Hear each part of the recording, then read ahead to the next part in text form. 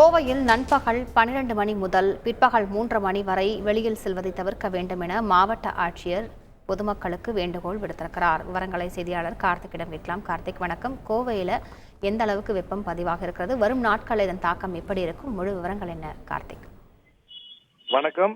கோவை மாவட்டத்தில் கடந்த ஒரு சில மாதமாகவே வெயிலின் தாக்கம் அதிகமாகவே காணப்பட்டு வருகிறது.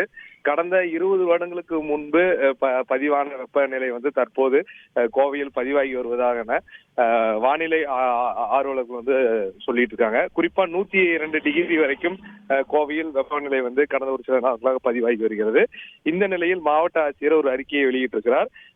கோவை மாவட்டத்தில் ஒரு சில இடங்கள்ல வெப்ப அலை வீசுவதற்கான வாய்ப்புள்ளதாக வானிலை ஆய்வு மையம் தெரிவித்திருப்பதால் பொதுமக்களுக்கு ஒரு அறிவிப்பை வெளியிட்டிருக்கார். அதில் நண்பகல் 12 மணி முதல் 3 மணி வரை மக்கள் தேவையின்றி வெளியே வர வேண்டாம். அத்தியாவசிய தேவை மட்டும் இருந்தால் மட்டும் வெளியே வாருங்கள் மற்றும் தேவையான அளவுக்கு தண்ணீரை அருந்துங்கள் என்று அறிக்கையில் குறிப்பிட்டிருக்கிறார்.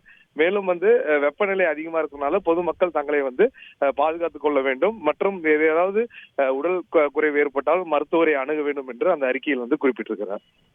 முழு விவரங்களுக்கு நன்றி கார்த்திக். செய்திகளை உடனுக்குடன் தெரிந்து கொள்ள உடனே சப்ஸ்கிரைப் பண்ணுங்க.